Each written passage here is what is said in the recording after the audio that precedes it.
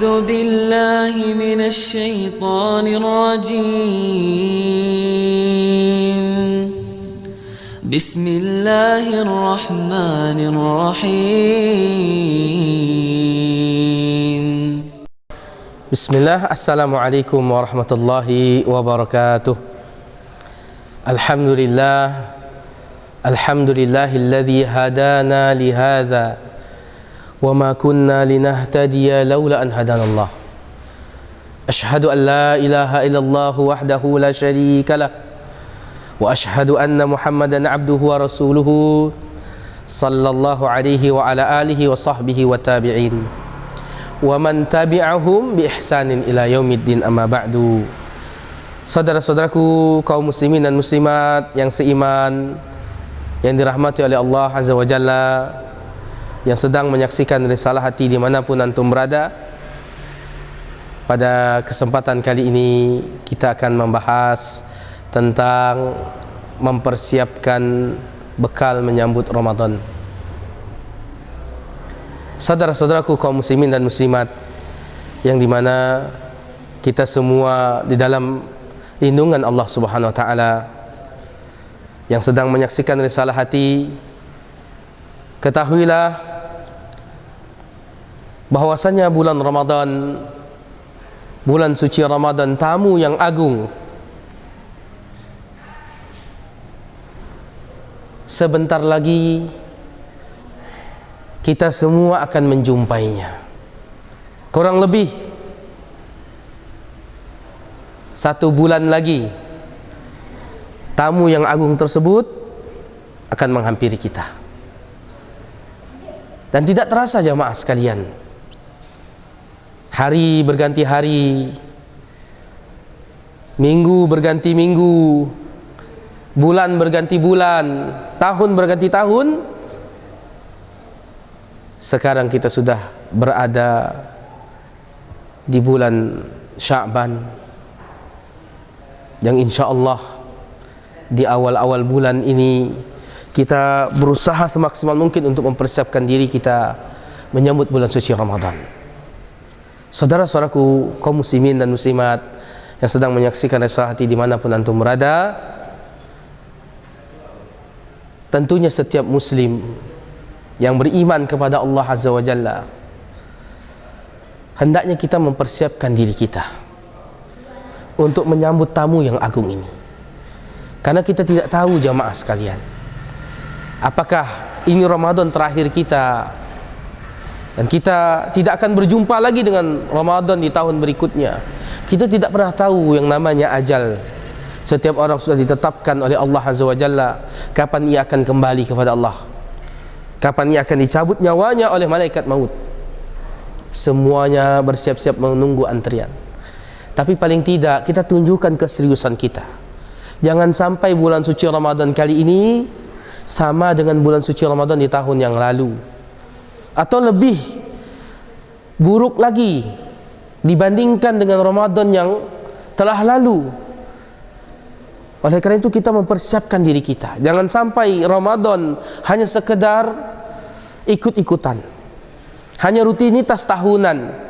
Karena kebanyakan saudara kita di luar sana jamaah sekalian, mereka berpuasa hanya sekedar ikut-ikutan orang. Ketika seseorang berpuasa, puasakah? Puasa, ikut.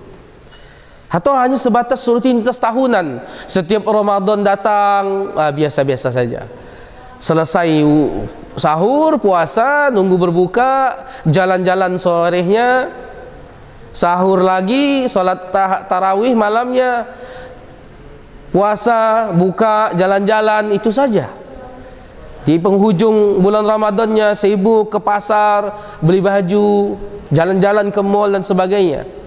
Jamaah sekalian, ibadah bulan suci Ramadan, yakni berpuasa di bulan suci Ramadan, itu bukan hanya sekedar rutinitas jamaah. Bukan hanya sekedar rutinitas. Inilah yang diingatkan oleh Syekh bin Baz rahimahullah ta'ala ketika beliau menyampaikan, man shama ramadana imanan wa ihtisaban ghufir lahu ma taqaddama min dzambi. Ketika beliau menyampaikan hadis Nabi alaihi salatu wasalam, barang siapa yang berpuasa di bulan suci Ramadan dengan penuh keimanan, wahtisaban, dan mengharapkan ganjaran pahala di sisi Allah SWT, ghufira lahu ma taqaddama min dzambi, akan diampunkan dosanya yang setahun yang lalu. Di dalam hadis ini kata beliau tersirat perintah tentang berpuasa di bulan suci Ramadan dengan penuh keimanan. Artinya kita meyakini bahwasanya perintah puasa adalah datangnya dari Allah Azza wa Jalla, bukan hanya sekadar rutinitas.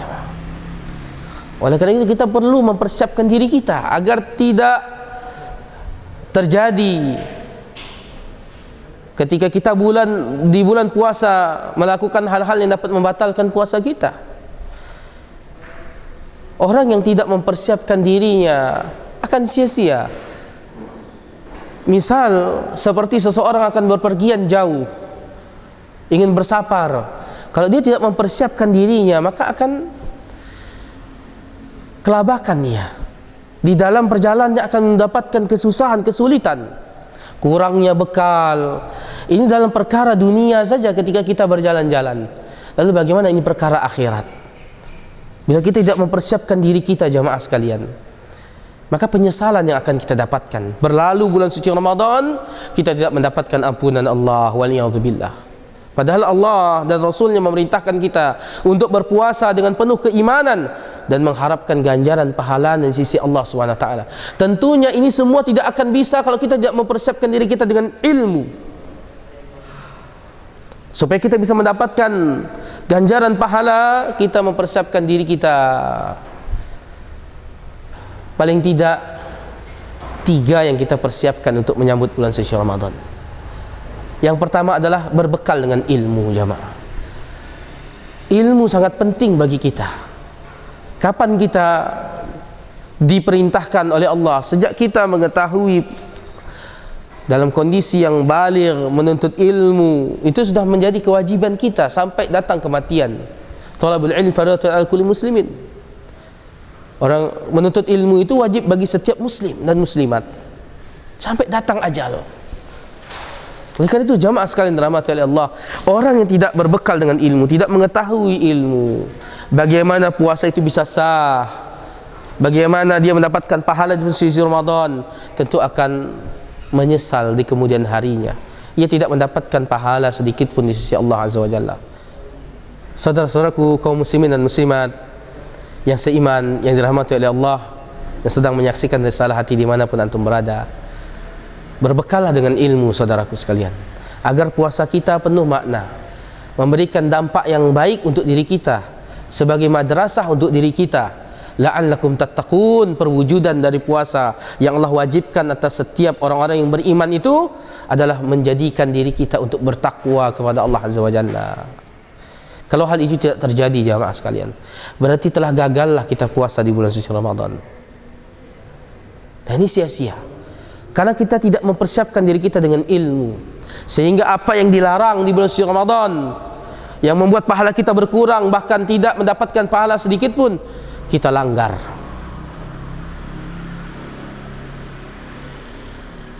Oleh karena itu Nabi SAW mengingatkan kita berapa banyak orang yang berpuasa.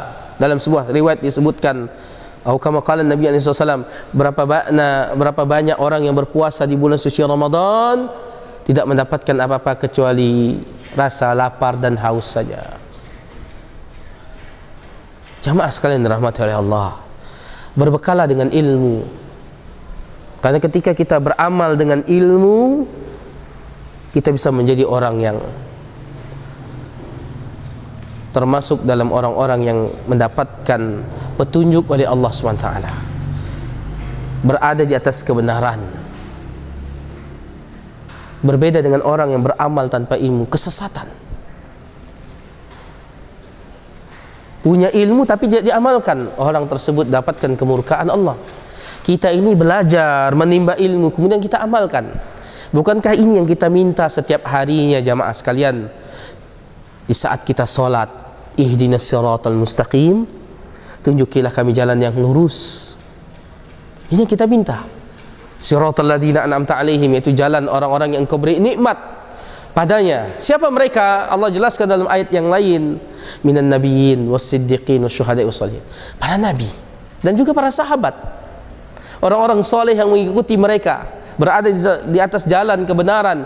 Mereka diberikan oleh Allah petunjuk, ilmu, kemudian mereka istiqamah dalam mengamalkannya. Ini yang kita pinta. Tiap hari kita minta kepada Allah Azza wa Jalla, ihdinas siratal mustaqim. Kita minta kepada Allah. Jamaah sekalian dirahmati oleh Allah, hendaknya kita mempersiapkan diri kita. Dan bahayanya orang yang beribadah tanpa ilmu, kesesatan. Kita minta kepada Allah, ghairil maghdubi alaihim, bukan jalan orang-orang yang engkau murkai. Siapa mereka? Orang-orang Yahudi. Mereka memiliki ilmu tapi tidak diamalkan. Waladdallin, dan bukan jalan orang yang sesat. Siapa mereka? Orang-orang Nasara. Mereka beribadah tanpa ilmu. Ini yang dijelaskan oleh para ulama di dalam kitab tafsir, dari banyak kitab tafsir yang ada. Jamaah sekalian dirahmati oleh Allah, kita ini beribadah dengan ilmu. Oleh karena itu Umar bin Abdul Aziz rahimahullah ta'ala radhiyallahu anhu, beliau berkata, man abadallaha bi ghairi ilmi kana ma yufsidu akthar mimma yuslih. Umar bin Abdul Aziz berkata, orang yang beribadah kepada Allah tanpa ilmu, maka ia sungguh lebih banyak merusak ketimbang ia melakukan kebaikan. Kalau kita melihat orang-orang yang beribadah tanpa ilmu, itu mereka lebih banyak merusak di muka bumi ini, berbuat kesyirikan, berbuat perkara yang dilarang dalam agama, merusak agama Allah Subhanahu wa ta'ala, ketimbang orang-orang yang memiliki ilmu, mereka berada di atas kebenaran. Oleh karena itu, saudara-saudaraku sekalian dirahmati oleh Allah, yang sedang menyaksikan dan saat dimanapun anda berada, persiapkan diri kita dengan ilmu. Ta'allamu, kata nasihat Abdullah bin Mas'udin radhiyallahu anhu. Ta'allamu fa idza alimtum fa'malu. Belajarlah kalian. Maka jika kalian telah mengetahui ilmunya, maka amalkan. Ini nasihat seorang sahabat yang mulia ini, Abdullah bin Mas'udin radhiyallahu anhu, untuk kita semuanya belajar, menimba ilmu, berbekal dengan ilmu. Di setiap amal ibadah kita itu akan mendapatkan ganjaran pahala dari Allah Subhanahu wa taala dengan ilmu. Kita mengetahui keikhlasan, kita mengetahui bagaimana tata cara puasa yang benar sesuai tuntunan Nabi SAW. Bukankah ini syarat diterimanya amalan kita? Kita lakukan dengan ikhlas, sesuai dengan tuntunan syariat yang dibawa oleh Nabi SAW, sehingga pahala dari puasa yang kita lakukan itu mendapatkan balasan yang terbaik di sisi Allah Subhanahu wa taala. Saudara-saudaraku kaum muslimin dan muslimat yang seiman, yang dirahmati oleh Allah, yang sedang menyaksikan risalah hati dimanapun antum berada. Adapun yang kedua yang mesti kita persiapkan untuk menyambut bulan suci Ramadan adalah memperbanyak taubat dan beristighfar kepada Allah. Kita sadari jamaah sekalian, kita ini banyak dosa. Kita sadari bersama, kita banyak dosa. Dan ketahuilah, perbuatan dosa dan maksiat itu dapat membuat kita dipersulit beribadah kepada Allah. Dan kita khawatir ketika datang bulan suci Ramadan, kita berat untuk beribadah kepada Allah, masih melakukan dosa dan maksiat kita. Waliyadzubillah. Oleh itu jamaah sekalian, kita sadari, saya dan saudara-saudara sekalian, kita ini banyak melakukan dosa.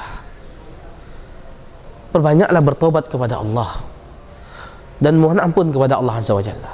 Karena kita yakin Allah Subhanahu wa taala menyebutkan dalam Al-Qur'an, Rabbana la tu'akhidna in nasina aw akhtana. Ini doa orang-orang yang beriman. Wahai Tuhanku, janganlah kau siksa aku, siksa kami dari kesalahan yang atau lupa kami, kesalahan yang kami lakukan, dari sifat lupa kami, karena kami lupa dalam melakukannya. Jangan ya Allah. Kita mohon kepada Allah itu. Jemaah sekalian dirahmati oleh Allah, karena tidak ada satu pun yang dapat mengampunkan dosa kita, memaafkan kesalahan kita kecuali Allah. Maka kita minta ampunan kepada Allah Azza wa Jalla.